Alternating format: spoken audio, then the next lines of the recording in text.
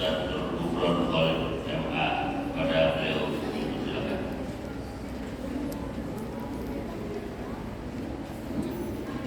Assalamualaikum warahmatullahi wabarakatuh.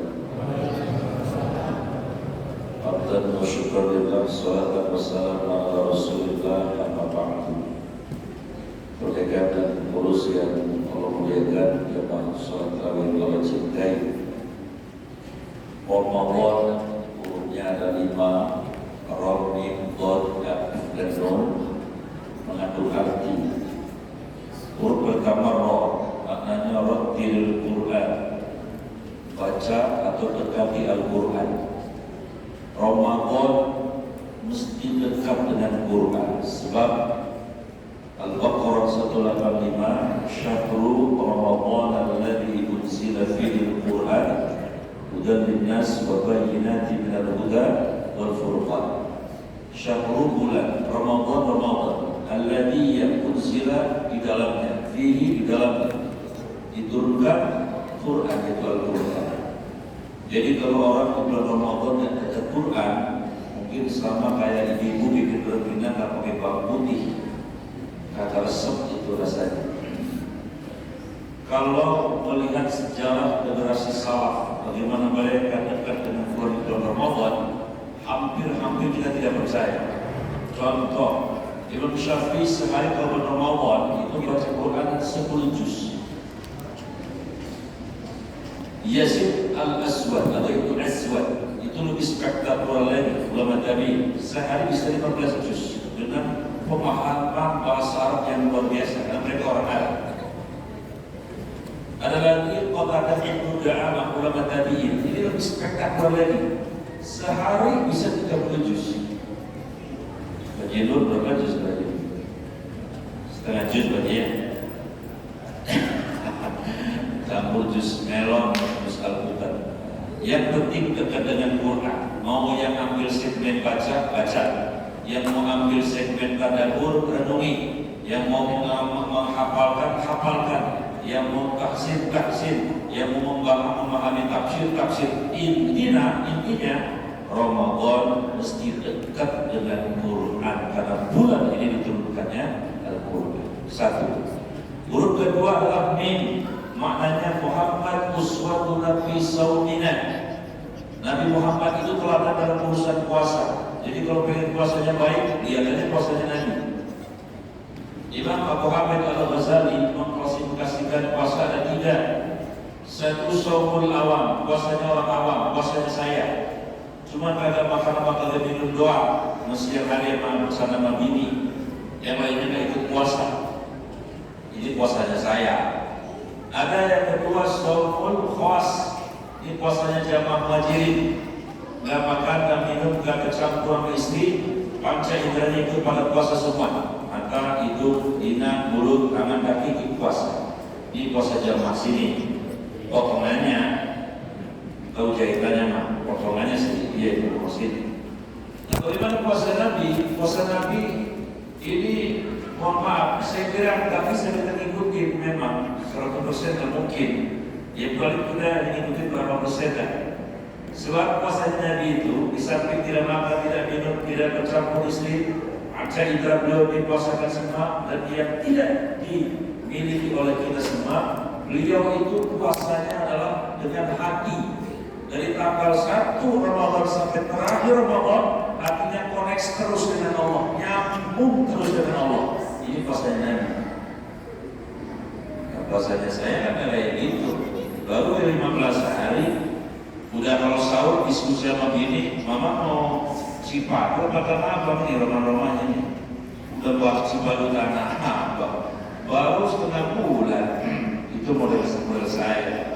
Jadi kalau pengen puasa yang baik, sederhana. Bagaimana Nabi puasa? Ikuti berapa persennya kita mampu. Huruf yang ketiga dari kata Ramadan adalah Dhad.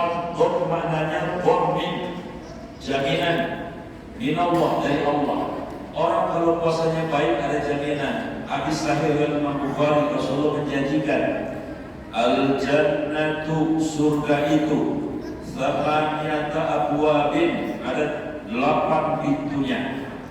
Min minha, satu dari yang 8 itu yusamma, dinamai Babur Rayyan, dinamai oleh Allah namanya Babur Rayyan.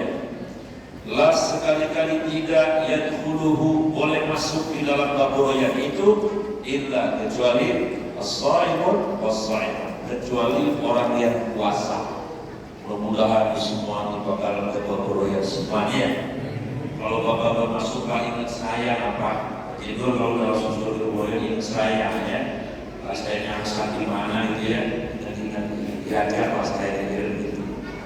Baik, itu yang ketiga. Yang keempat, kalau Bapak itu hurufnya alif, alif maknanya ikhlas. Ya.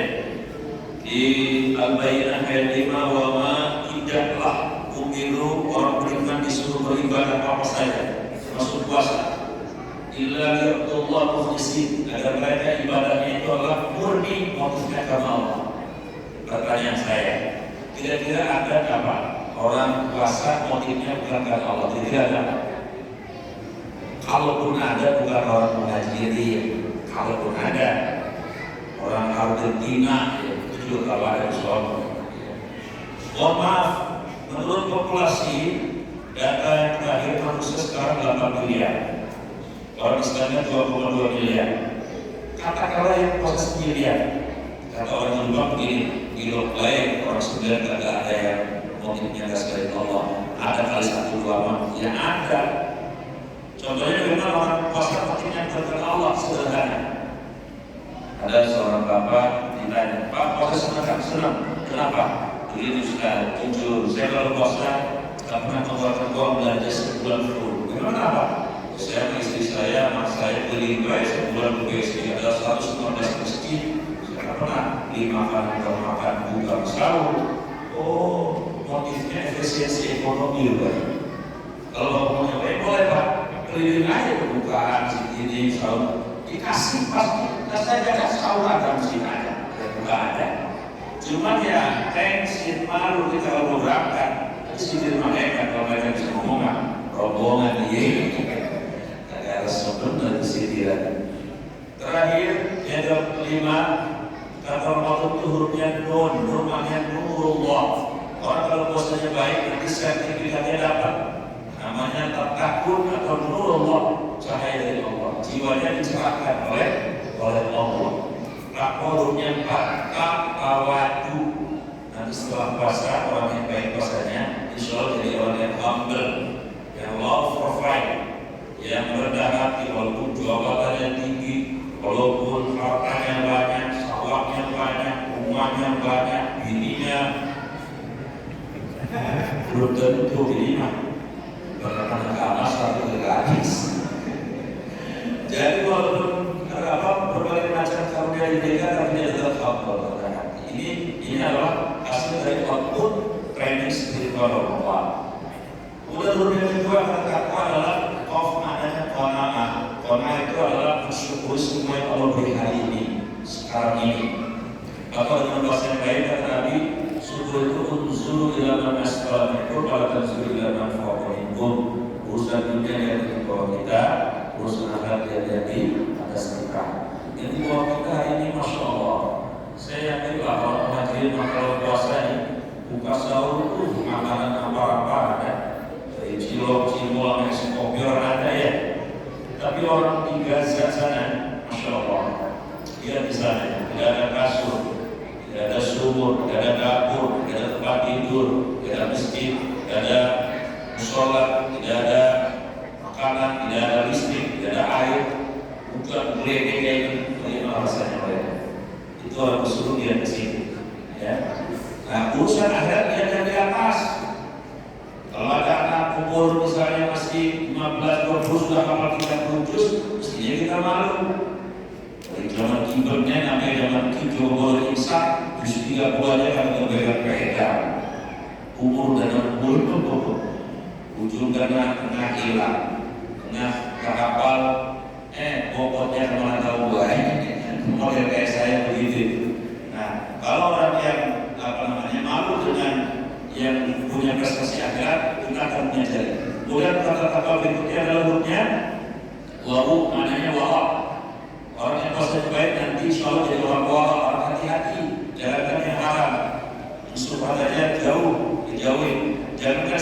saja 1000 aja dia takut, siapa tahu 1000 ini nanti bikin terhalang kita ratusan tahun menuju surganya Allah. Dan kata takwa yang terakhir adalah ya, maknanya yakin setelah puasa dia yakin ya Allah, semua perintahku sebetulnya adalah kasih sayangmu.